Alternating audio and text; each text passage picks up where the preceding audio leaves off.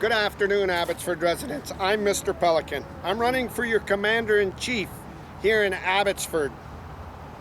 And we're going to forensic audit the city of Abbotsford on what was taking place. All the enclosed meetings, everything. Councillor Mogil said it the best. Where there was smoke, there was fire.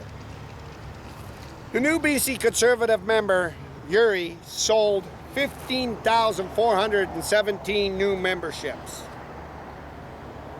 A lot of hard-working Abbotsford residents and a lot of BC residents went behind a true Conservative, true blue.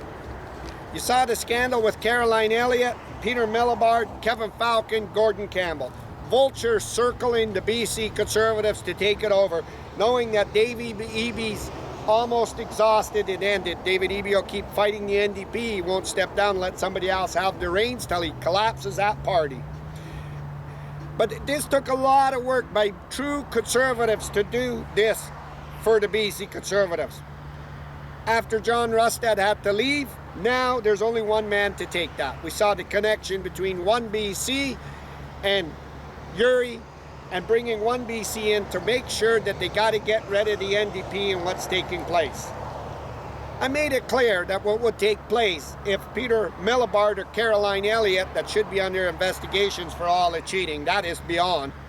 But they have such connections through the back door. BC Elections should have stepped in immediately when she was buying them tickets and stopped it. It's bribery, and that needed to come to an end. They got such connections through these institutions, they can clean it. And she should have been stopped, and the other candidates should have called it out. They didn't. That means they're going to look away from stuff. Now, the BC Conservatives have a one chance here to form the government here and be the Premier. And we do not want a Liberal taking that command after all the catastrophes we've had under Mike de Jong and all the Liberals of everything. Kevin Falcon, and we saw it through down. This is a BC Conservative, true blue, unless you're true blue. I called Armin Bangdu, about crossing over and becoming a Conservative. We see Caroline Finlay that nobody has mentioned. Now let me explain something for you. Caroline Finlay was an MP. And you know that her and Ed Fast didn't get along when Ed was an MP. They don't see eye to eye, and that's why Ed didn't endorse her. You would figure that would be his first choice. When Pierre Poilievre came into town, to shake Yuri Fomel's hand, not Caroline Finlay, and that said that all on the wall right now of who needs to be your leader. What are I doing here in the Abbotsford Flats? Let me tell you, we saw what Jake's Contracting was doing out of Barrowtown, and $77 million has gone missing, and we got to find it. We can't lose focus of that $77 million. And recently we heard Jake's Contracting was ordered another road building by the provincial government of $100 million, and we got to find out why they're getting these cozy jobs after the catastrophe at Barrowtown, hauling in the sand, hauling out the sand. This is what Darren Brown showed you on these kickbacks and what was taking place. There's $500 million to $600 million in the coffers. Henry wanted to get $1 billion and then get the federal and provincial government in to kick in 3%, and each of them doing 3%, which would give billions of dollars to him and his friends for the infrastructure and everything that he was controlling, gravel pits and everything. Out of that $500 million, no roads has been fixed, no schools, nothing. We see Ross Siemens starting to make his pictures now and is running around with the chambers, and pretty soon it's time for, we lost the BC Conservative, we didn't get Peter Millibard, or we didn't get Caroline Elliott in. Now we only have one choice. We got to cheat and get Ross back in. We got to get endorsements. You'll see Ross trying to get all these pictures. I told you Bruce Banman was the mayor of Abbotsford and the MLA for the BC Conservatives. He never once stood up and lobbied for that money when Brad Viss was pouring his heart out, cranking it on the Liberals, because he knew that money would have went into Henry's hands through the city of Ross Siemens and wouldn't go to the farmers. Under my mayorship, that $500 million I would start spending on the farmers and giving them help. I wouldn't be looking at keeping a dime of it. Then when I was shortfalled, I would go to the federal Liberals and say, look it, we've spent the money, we need you to kick in and help us at the end. That wasn't done. And Pierre, and you could see Justin Trudeau knew that right out the get-go. And Pierre Poilievre's candidate, MP, Brad Viss was doing the wrong kind of lobbying. He knew, and everybody in Ottawa was laughing, well, first the city should struggle and use that money it's got. It wasn't. It was sitting on that big nest egg to invest for their friends and their elaborate plan and hurting Abbotsford residents. This is what needs to be done. And as Abbotsford taxpayers, you're entitled to know how much cash is floating, I heard from the city bureaucrats told me, in that juicy pot.